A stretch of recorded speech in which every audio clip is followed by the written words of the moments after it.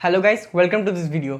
सो guys, क्या आपने कभी सोचा है कि जो सबमरीन्स या फिर जो पनडुब्बियां होती हैं जो समुद्र के अंदर रहती हैं, कि वो अपने सरफेस पे, समुद्र के सरफेस पे या फिर सतह पे आने वाली दूसरे जहाज़ों को या ऑब्स्टेकल्स को किससे देख पाती है? क्योंकि जो पनडुब्बियां होती है वो पानी के अंदर रहती है, समुद्र में पानी के अंदर, वो आपको सरफेस से देखने नहीं वाला, वो अंदर रहता है। तो क्या वो सरफेस में आने वाली दूसरी जहाज़ों या ऑब्स्टेकल को कैसे देख पाता है?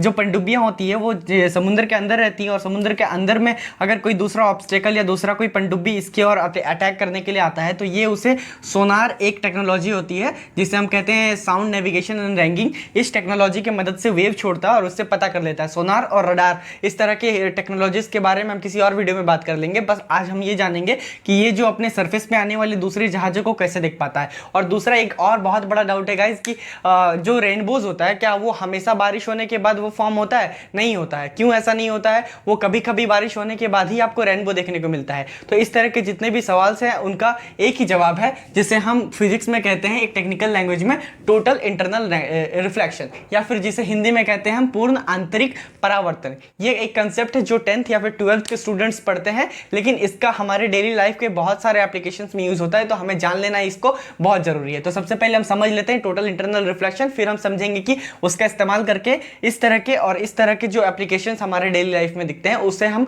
कैसे फॉर्म करते हैं। और अगर हम बात करें तो ये जो डिवाइस होता है, क्योंकि जो सबमरीन्स होते हैं वो पानी के अंदर रहते हैं, ये आपको पता है। और अगर मान लेते हैं कि अगर कोई दूसरा जहाज इसके सरफेस पे आता है तो इसे पता नहीं चल पाएगा ना। तो अगर ऐसा तो हो नहीं सकता कि ये किसी अपने मरीन्स को बोले कि जाओ तैर कर देख क्या हो, कि कोई सरफेस, मान लो कि कोई इस यहाँ पे कोई सरफेस में आ रहा है कोई जहाज, तो उसको देखने के लिए किसी मरीन को तो ये नहीं बोलेगा कि जाओ तुम तैर कर देख क्या हो, कि कोई जहाज तो नहीं आ रहा, ऐसा नहीं हो सकता। तो उस पॉइंट पर हम एक डिवाइस का यूज करते हैं जिसे हम कहते हैं पेरिस्कोप। और पेरिस्कोप एक डिवाइस होता है जो कि टोटल इंटरनल रिफ्लेक्शन के एप्लीकेशन पे ही बेस्ड होता है, और इस डिवाइस का इस्तेमाल करके हम सरफेस पे आने वाली दूसरी चीज़ों को देख सकते हैं। और अभी हम देखेंगे कि इस पेरिस्कोप को किस तरह बनाया जाता है।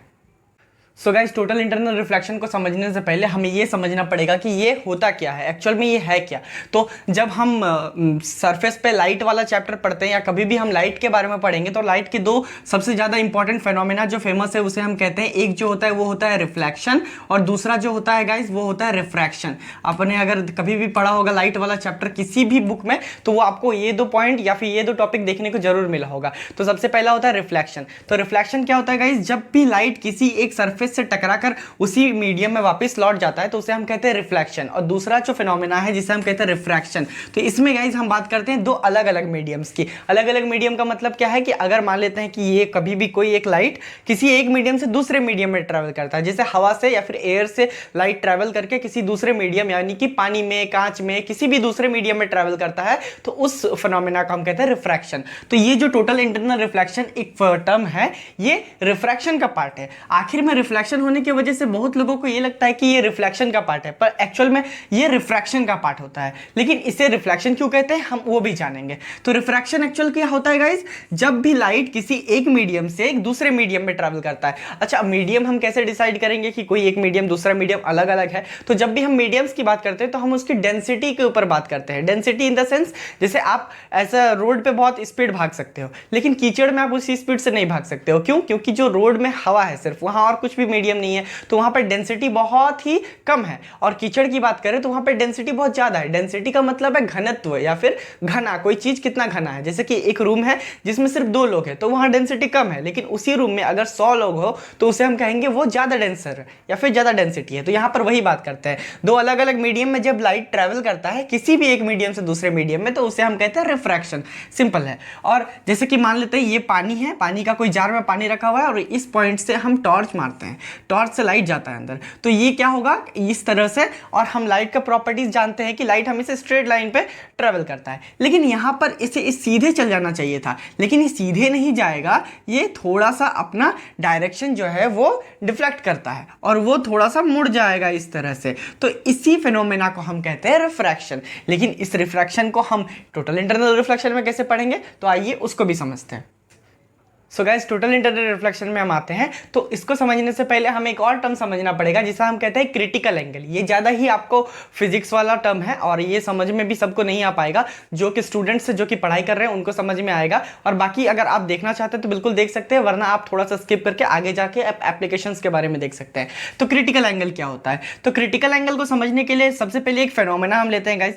तो देखते हैं, सबसे पहले मान लेते हैं कि ये कोई पानी का टब है, ठीक है, ये क्या है, वाटर है, और यहाँ पर इसको मान लेते हैं कि हम 2 रोप से इसको लटका दिए हवा में, ठीक है। अब क्या है कि जो यहाँ पर एयर है, ये जो पूरा मीडियम है ये एयर है। अब क्या करते हैं, एयर से हम टॉर्च लेते हैं या फिर कोई भी एक लाइट सोर्स लेते हैं, और हम लोग क्या करते हैं, इस लाइट सोर्स को इस तरह से मारते हैं, ठीक है। तो यहाँ पर ये थोड़ा सा डिफ्लेक्ट होगा, ठीक है, उसको समझते हैं बाद में।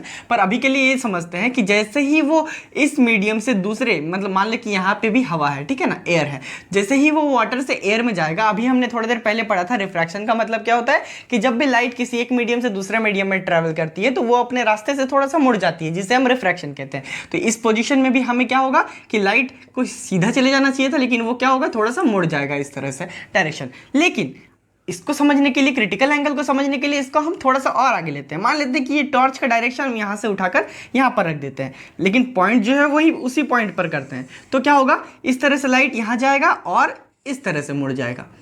और तीसरा पॉइंट, और एक बार हम क्या करते हैं, टॉर्च को और थोड़ा ऊपर लेते हैं, लेकिन पॉइंट सेम डायरेक्शन में करते हैं। तो इस पॉइंट पर क्या होगा, देखो जैसे जैसे ये जो लाइट है ये इस तरफ की ओर जा रहा है, तो वो धीरे धीरे मुड़ते जा रहा है। जैसे जैसे हम इसको ऊपर लेकर जा रहे हैं टॉर्च को, वो भी वहाँ मुड़ते जा रहा है। रिफ्रैक्शन के कारण इस पॉइंट पर रिफ्रैक्शन हो रहा है। अब ये जब इस पॉइंट पर आएगा तो ये क्या हो जाएगा, यहाँ पर अगर हम एक नॉर्मल ड्रॉ करते हैं तो ये इसके बिल्कुल परपेंडिकुलर हो जाएगा, और इसी पॉइंट को हम कहते हैं क्रिटिकल एंगल। क्रिटिकल एंगल का मतलब क्या है कि अब समझ में आएगा आपको क्रिटिकल एंगल। अब ये पोजीशन आपको समझ में आ गया। अगर हम टॉर्च को एक और पॉइंट आगे ले जाते हैं और उसी पॉइंट पर हम इसे फोकस करते हैं, तब क्या होगा कि लाइट जो है इस पॉइंट पर टकराने के बाद ये इस धर की ओर आ जाएगा।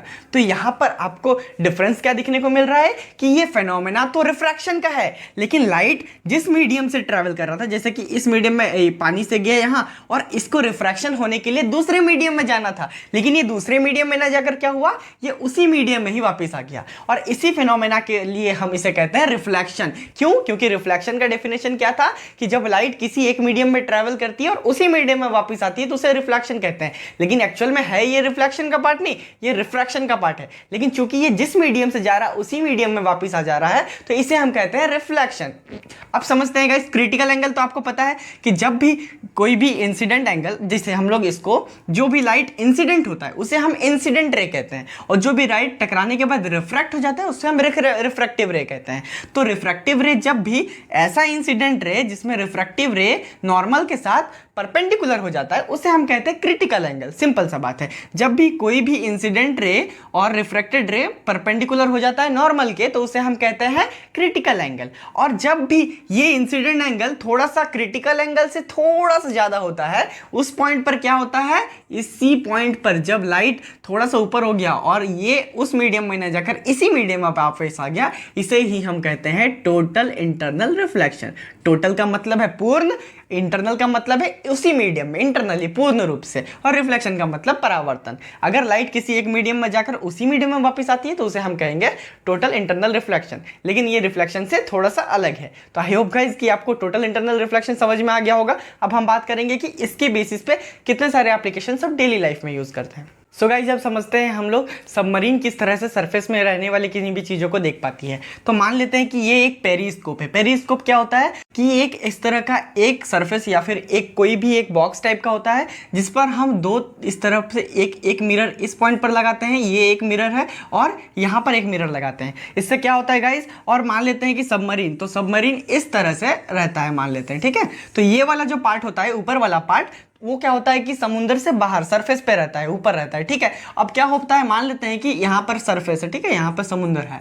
अगर मान लेते हैं यहाँ पर कोई भी जहाज आता है, अब जहाज आने से क्या होता है कि इसका जो इमेज है, यहाँ पर तो मिरर है, अब इसका इमेज इस पॉइंट पर फॉर्म होता है। अब इस पॉइंट पर फॉर्म होता है, और ये वाला जो इमेज होता है, ये वाला जो मिरर होता है, ये इस तरह से एंगल पर रखा जाता है कि ये जो इमेज है ये यहाँ पर जैसे ही टकराए वो इस पॉइंट पर इस तरह से आ जाए, जितने भी रेज यहाँ टकराए वो इस तरह से नीचे आ जाए। अब नीचे आने से क्या होगा कि यहाँ पर देखो, ये जो पेरिस्कोप, ये जो जहाज था, इसका इमेज पहले यहाँ पर बना और उसके बाद वही वाला इमेज यहाँ पर बना। अगर आपको वो महाभारत वाला सीन याद है जिसमें कि उस टाइम पे लाइट नहीं हुआ करता था, तो क्या होता था कि मिरर्स को इस तरह से सेटअप करते थे कि बाहर का जो इमेज है वो हम लोग देख सके अंदर लाइट का रिफ्लेक्शन से, ठीक है। और ये वाला जो इमेज होता है वो यहाँ पर एक हम लोग स्क्रीन रखते हैं और ये यहाँ पर इमेज फॉर्म होता है, ठीक है। तो यहाँ पर कोई भी चीज़ रहता है उसको हम लोग यहाँ पर कोई मान लेते हैं कोई इंसान खड़ा है, वो यहाँ पर उस चीज़ को देख सकता है। तो इस तरह से काम करता है गाइस पेरिस्कोप वाला डिवाइस। अब बात करते हैं दूसरे एप्लीकेशन।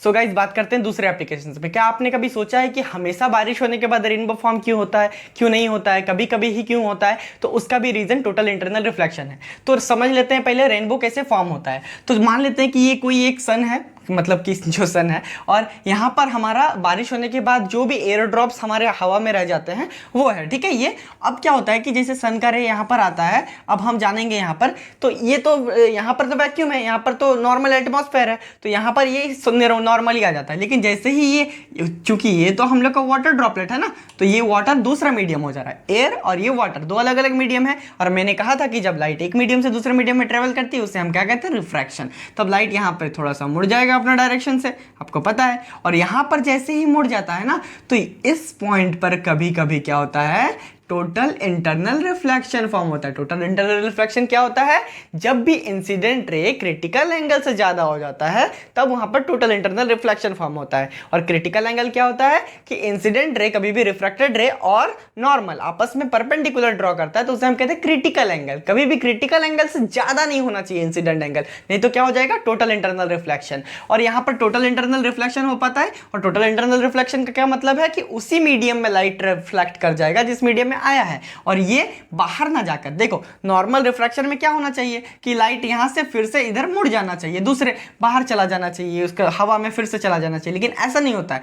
क्योंकि यहाँ पे टोटल इंटरनल रिफ्लेक्शन हो रहा है, ये दूसरा फिर से मीडियम में आ जाता है। और हम पढ़ते हैं गाइस एक और हम लोग डिस्पर्सन ऑफ लाइट, वहां पर हम जानते हैं कि व्हाइट लाइट जब भी किसी भी एक प्रिज्म वाला एंगल से सरफेस पे रिफ्लेक्ट होता है, तो वहां पर एक 7 कलर का एक स्पेक्ट्र ड्रॉ होता है, ठीक है, जिसे हम कहते हैं रेनबो। यहाँ पर आपको 7 कलर का एक स्पेक्ट्र दिखा देगा, एक पैटर्न दिखाई देगा, जिसे हम कहते हैं विवग्योर, विवग्योर, विवग्योर। और हाँ, जो मेन क्वेश्चन था हमारा वो कि क्यों हमेशा बारिश होने के बाद नहीं होता है, क्योंकि हमेशा यहाँ पर क्रिटिकल एंगल से ज़्यादा नहीं हो पाता एंगल, कभी कभी ही हो पाता। और जिस बार भी होगा वो टोटल इंटरनल रिफ्लेक्शन, सिर्फ आपको उसी बार रेनबो फॉर्म होगा। बाकी टाइम पे क्या होगा, मान लो कि यहाँ पर क्रिटिकल एंगल फॉर्म नहीं होगा ना, तो लाइट रे यहाँ से फिर बाहर की ओर चला जाएगा, और बाहर चला जाएगा तो फिर डिस्पर्सन का कोई मतलब ही नहीं है, डिस्पर्सन नहीं तो रेनबो नहीं। इसी वजह से हमें हमेशा बारिश होने के बाद रेनबो दिखाई नहीं देता है, सिर्फ कभी कभी दिखाई देता है। तो गाइस अब से आपको कभी भी दिखे रेनबो फॉर्म होते हुए तो आपको समझ में आना चाहिए कि अभी टोटल इंटरनल रिफ्लेक्शन फॉर्म हो रहा है, इसी वजह से आपको रेनबो दिखाई दे रहा है। और गाइस और अगर टोटल इंटरनल रिफ्लेक्शन के एप्लीकेशंस के ऊपर बात करें तो और होता है ऑप्टिकल फाइबर्स।